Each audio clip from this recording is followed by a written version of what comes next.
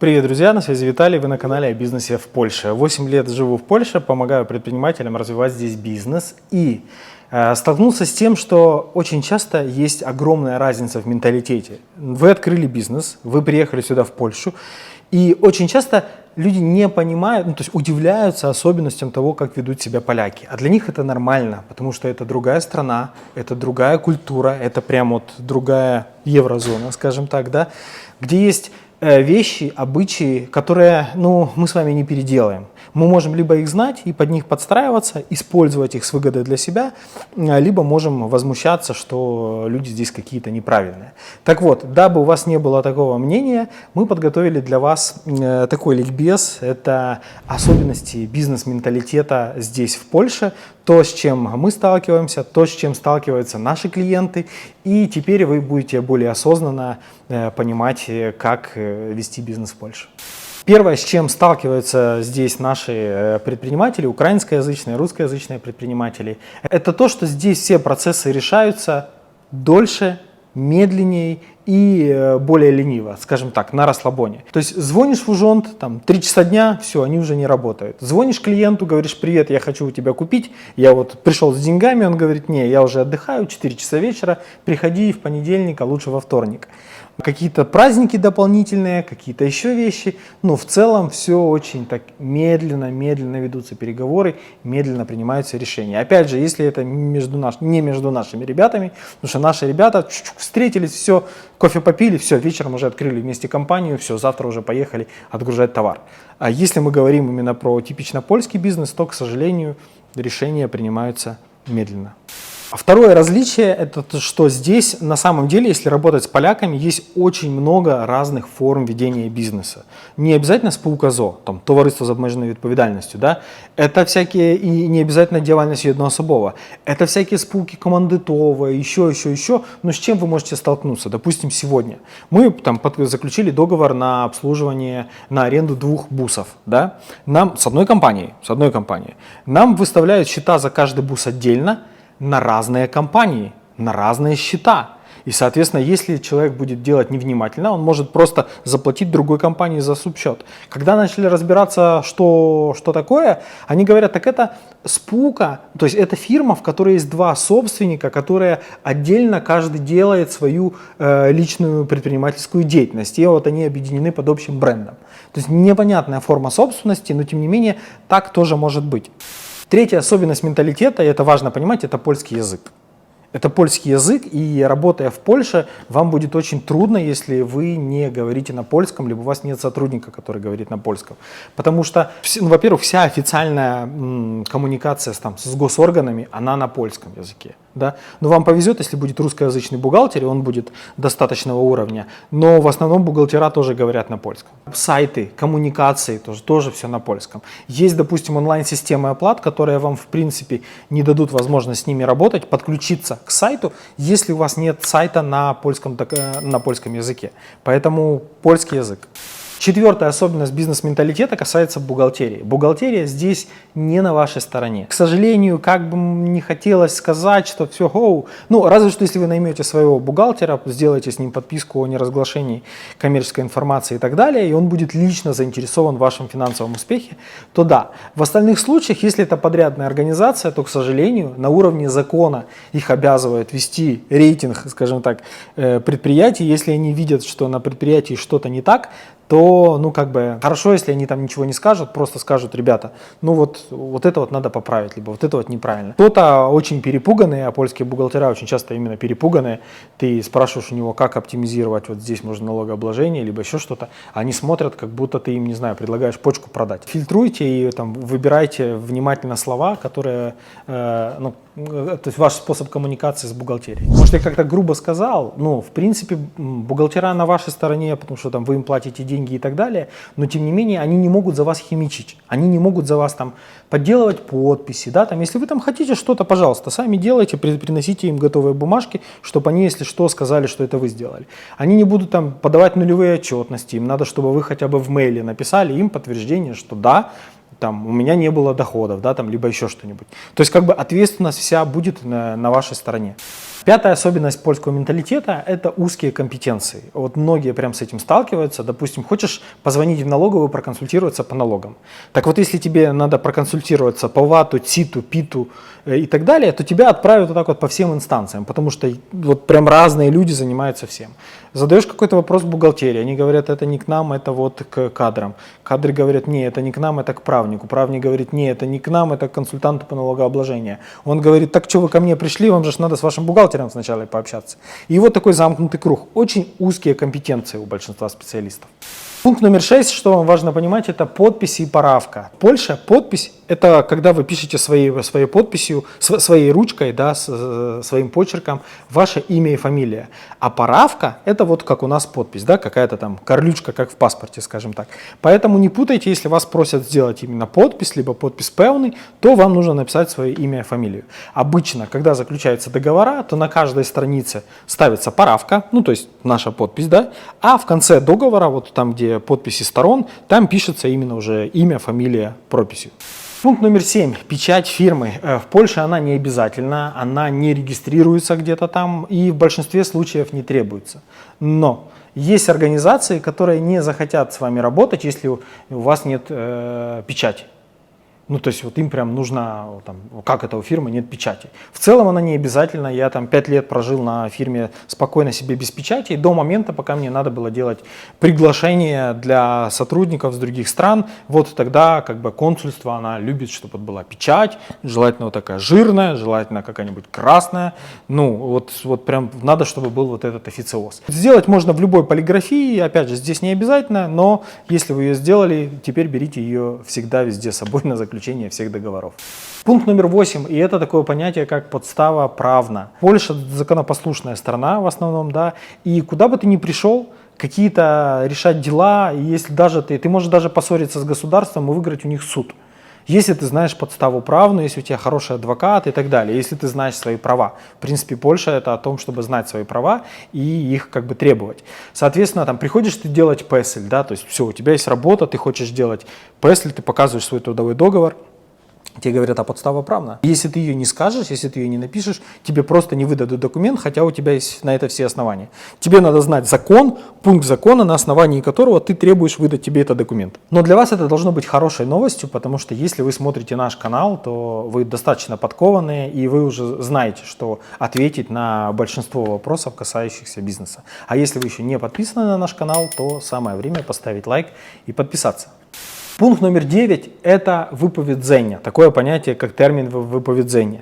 То есть здесь дела решаются не так, как у нас, типа все, там поссорились, все, иди нахер, все, разорвали договор и так далее. Нет, есть, вы друг другу можете не нравиться, но у вас есть договор, согласно которому срок расторжения договора, допустим, 2 месяца, и проще пана 2 месяца надо, чтобы там компания А, компания Б платила, а компания Б выполняла услуги. Есть срок расторжения договора, иначе есть там какая-то пеня, санкции и так далее. И вам тоже важно это знать, то есть именно срок расторжения всяких документов. Пункт номер 10 – это вот дата важности и вообще понимание, что когда вступает в силу. Потому что в Польше бывает такое, что какие-то бумаги, для того, чтобы они вступили в силу, то есть вы там подписали какие-то бумаги, но вступят они в силу, допустим, там через месяц, когда они появятся в реестре. А бывает такое, что вы подписали бумаги, вы их отправили, и вы уже имеете право пользоваться результатами этого. То есть, допустим, так с НДС, да, вы отправили заявку на НДС, и на следующий день вы уже можете им пользоваться, хотя вас еще далеко нет в реестре. Отправили заявку на карту побыту, да, внесок, и пока ваше дело рассматривается, вам еще его не подтвердили, вы уже имеете право официально легально находиться в Польше. Пункт номер 11, мы обратили внимание на него когда-то на каком-то из таких государственных праздников, когда очень много людей на улице вышли в таких футболках «Jestem Polakiem», флаги, там по городу там какая-то символика и так далее. И в целом создается впечатление, что поляки очень гордятся тем, что они являются поляками, да, что они живут в Польше, они любят свою страну, они там защищают ее интересы. Это тоже, скажем так, маркетинговый трик, на который вы можете играть. И если вы как бы граждане других стран, то как бы больше шансов, что поляк купит у поляков, чем потом у вас, да, там выходцы из других стран. Ну, разве что, если вы там американец, немец, либо француз. Пункт номер 12. Обмануть государство – это не круто.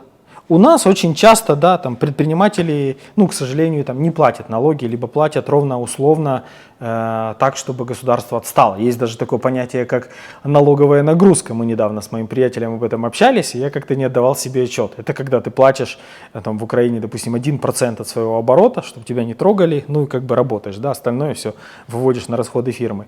Но в Польше, сколько я не общался с бухгалтерами, они говорят, нет, ну ты платишь доход минус расход. Если к тебе придет проверка, и ты можешь ее отбить, все официально показать, даже если ты там миллионами крутишь, то к тебе вопросов не будет. И обманывать с другой стороны государства здесь, ну, как бы не принято. Мало того, если ты будешь дома делать какую-то нелегальную деятельность, не знаю, ты, допустим, девочка, которая приехала в Польшу и начала на дому наращивать ресницы, то поляк тебя сдаст, и он будет прям национальным героем, знаешь, вот бандита просто вскрыли, понимаешь, на этот самый. Поэтому, ну, здесь не принято, никто его не будет здесь называть крысой, здесь как бы, ну, принято не обманывать в таких вещах. Конечно же, не все любят наличку, если какие-то, конечно же, тут есть серые схемы, и, конечно, они очень гордятся тем, что они могут обманывать Евросоюз. Например, залезть в эту кормушку, там же есть разные дотации и так далее, но это тема другого видео. Но, тем не менее, вот обмануть Евросоюз можно, вот Польшу обманывать это не круто. Пункт номер 13. Рукопожатие здесь значит меньше. Я имею в виду именно джентльменские соглашения, именно вот пацан сказал, пацан сделал, да, вот мы же с тобой встретились, мы же с тобой договорились, на словах нет. Очень часто встречаются такие случаи, что вы поговорили, все вроде нормально, работаем, а потом, оказывается, не работаем. А почему? Потому что, ну, тебе контрагент говорит, так не, мы же обсуждали, мы же договор не подписали, бумажки-то нету. Поэтому очень большую роль здесь играют именно бумажки. Вот. Но следующий пункт к этому, email тоже является формой документа. То есть хотя бы на имейле надо договориться. 14-я особенность польского бизнес-менталитета – это длинные постоплаты. Но из-за того, что здесь есть открытые реестры, и это, кстати, следующий пункт, да, вы можете заранее проверить своего контрагента. Из-за того, что, ну, в принципе, здесь взыскать деньги там, официальными способами есть возможность, да, и найти человека легче. Из-за этого как бы люди не боятся платить позже, и в целом здесь, ну, как бы принята культура постоплат. Если мы говорим про транспортную сферу, допустим, эти постоплаты могут быть там, от 3 месяцев и больше. Соответственно, начиная свой бизнес, иногда у вас должна быть хорошая финансовая подушка, просто для того, чтобы дожить до момента, когда вам начнут приходить деньги от постоплаты.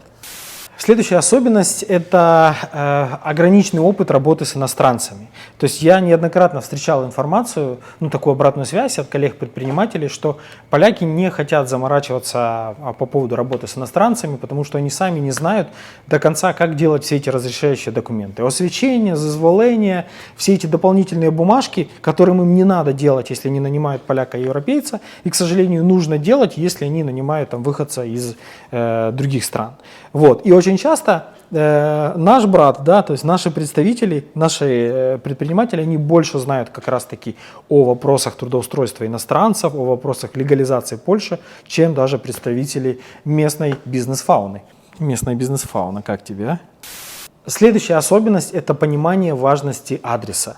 Начиная от того, что здесь, ну, есть другие понятия, у нас, допустим, в Украине только область есть, да, здесь есть дополнительные надстройки, гмина, повет и так далее, и, соответственно, каждый ужонт, то есть каждый госорган, он привязан не просто к городу, допустим, налоговая не просто в Кракове, а налоговая Краков-Кроводза, Краков-Подгуже. И если ты просто придешь не в свой отдел, хотя они могут там находиться рядом, либо еще что-нибудь, тебя просто пошлют, пожалуйста, идите в свой отдел. Соответственно, вам важно знать именно прям не просто адрес, где находится ваш бизнес, там, либо еще что-то, да, а вот именно какие госорганы привязаны к этому адресу, то есть какие отделы.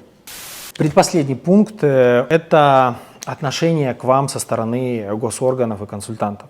Очень часто госорганы здесь добрее, чем, к сожалению, добрее, чем в наших странах. Приходишь получать карту побыту, тебя не валят сразу, тебе пытаются помочь, как ты легально, какие у вас есть возможности показать те или иные документы, выполнить требования государства. То есть они в основном выступают добрым полицейским. Злым полицейским выступает закон, который гласит, если ты хочешь получить то-то, то-то, тебе надо выполнить пункты. Да? А они, как добрый полицейский, очень часто тебя спокойно консультируют, как тебе это делать.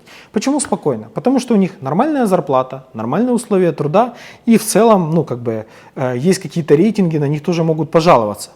Соответственно, они тебя консультируют. Мы, когда помогали беженцам здесь получать различные документы, эти девчонки-беженцы, они чуть не плакали, они заходили в эти ужонды, в ЗУСы просто с опущенной головой, думали, сейчас нас будут чуть ли не бить. А они, девчонки, спокойные, с юмором, пытаясь говорить на украинском, помогают какие-то соцвыплаты, еще что-то сделать. И наши девчата выходят и говорят, как они такие позитивные, почему они так хорошо к нам настроены. Поэтому еще раз, в целом госорганы здесь добрее. И последний пункт, это очень важно знать в первый год ведения вашего бизнеса, если вы планируете прям далеко, высоко развиваться. Первый год бизнеса вы зарабатываете вашу бизнес-карму. То есть еще раз, если вы в будущем планируете брать кредиты, работать с какими-то крупными контрагентами, получать разрешение на пребывание в Польше и так далее, важно позаботиться, чтобы сразу при старте фирмы, как минимум первый год вы закончили хорошо, потому что эту историю вы дальше будете всем показывать и доказывать вашу и кредитоспособность, и бизнес, скажем так, способность. Друзья, это все инсайды на сегодня. Вы молодцы, что досмотрели до конца. Спасибо. Ставьте лайки и подписывайтесь на наш канал. Делитесь вашими инсайдами, наблюдениями и наболевшими темами касательно польского бизнес-менталитета в комментариях. Это будет очень ценно для бизнес-сообщества, которое мы с вами создаем. Спасибо. До встречи в следующих выпусках.